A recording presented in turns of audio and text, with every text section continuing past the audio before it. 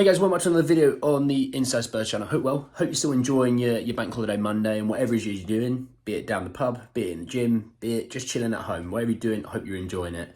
We're talking in this video actually around the striker situation and a bit of a negative update around the Gift Orban pursuit. We do have an update around a bid that has come in for Djed Spence, and we also have an update around Celso's future, basically. So we're going to jump straight in. We're not going to mess around. I've still got another video to do after this. So I've still got a big one to do after this. So let's talk really around the Gift Orban situation, okay? So if you're not aware and you've not really been seeing what's been happening, we've been in for Gift Orban for weeks now, really. The Gent striker, very, there's a lot of talent there on offer.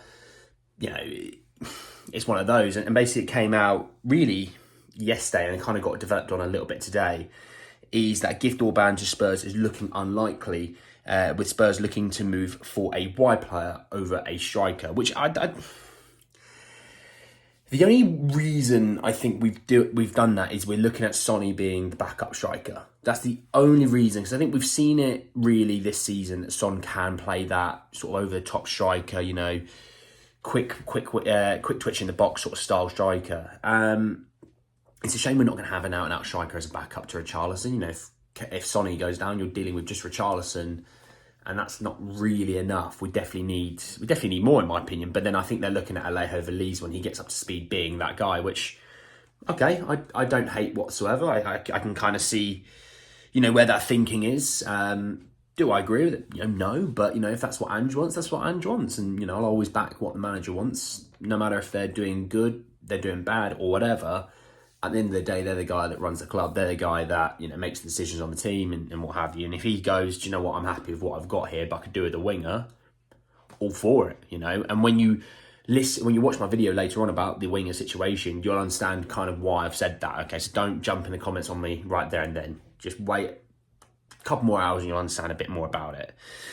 So yes, it looks like Gift Orban's not going to happen, which is surprising because I kind of thought Gent were going to be selling up, and the fact that I'm not going to say they've outpriced themselves, because we don't know exactly what the fee is. We have a sort of an idea of what it could be, but we don't exactly know, which makes me think, it potentially could be quite high for a guy who doesn't play, in theory in a top 5 league. I think the Belgian league might become the 5th league or the 6th league.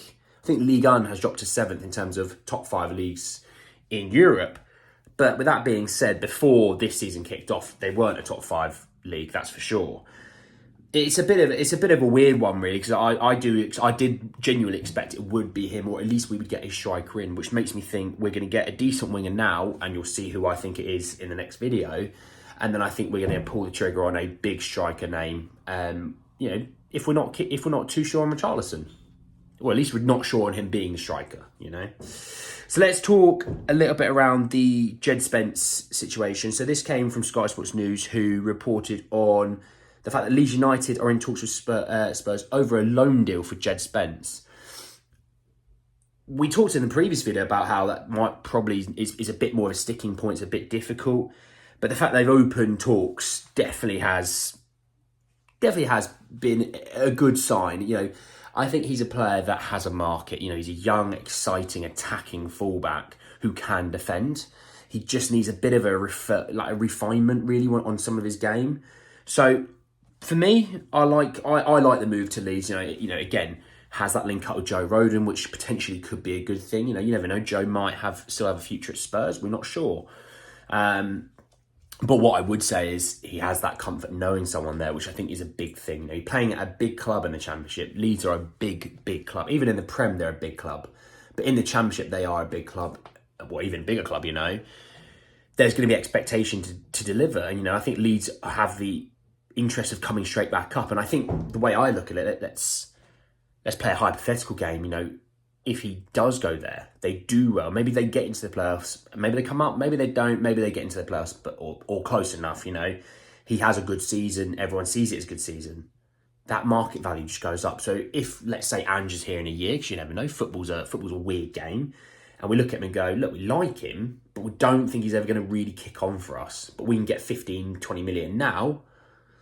trigger gets pulled, in my opinion, and they go, look, just cash in on him, use that money for a player that you think is going to be more applicable for your situation going forward, you know?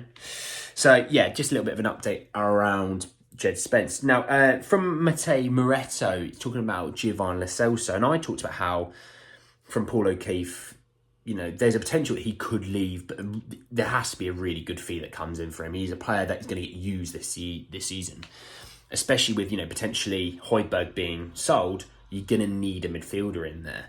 So from Matteo Moretto, he said, after today's meeting between Giovanni Celso's entourage and Tottenham, it is expected for the Argentine to stay in London. I mean, Romero also talks about how he wants him to stay.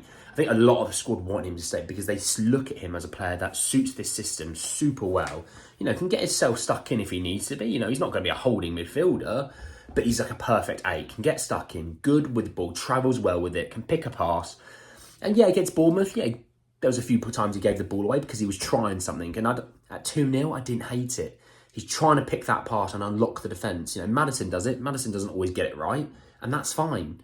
That's part and parcel of being a playmaker. Not every through ball, not every pass, not every ball over the top is going to be perfect.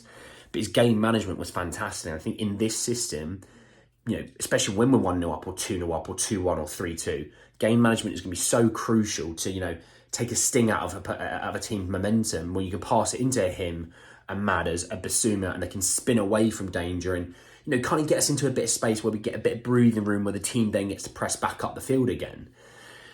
I'm happy with it, especially knowing if Maddison does get injured or, you know, does miss time, we've got a guy there that can still create great opportunities and can still deliver a playmaking ability from the number 8 position. I mean, Ange talks about how he's going to be playing in midweek, which I'm excited to see him get 60, 70 minutes to really see in a competitive game what he can do. Friendlies are something, competitive games are something else. But there we are. Anyway, guys, that's the end of the video. I hope you did enjoy it. Drop a like on the video if you did. Hit me in the comment section below. Are you upset about the Gift Orban situation that is probably not going to be happening? Your thoughts on the Spence loan move, and obviously happy that Lo Celso staying or not? You know what to do. You let me know below. I'm happy to have that conversation. Subscribe to the channel if you are new. That road to 1,300 is starting to get completed little by little. And that's not me trying to break out into song. Anyway, guys, and obviously, bell notification for more. There is more to come. There's another one still to come. But guys, that's the end of the video. Hope you did enjoy it, and I'll see you all very, very soon. Take care, lads.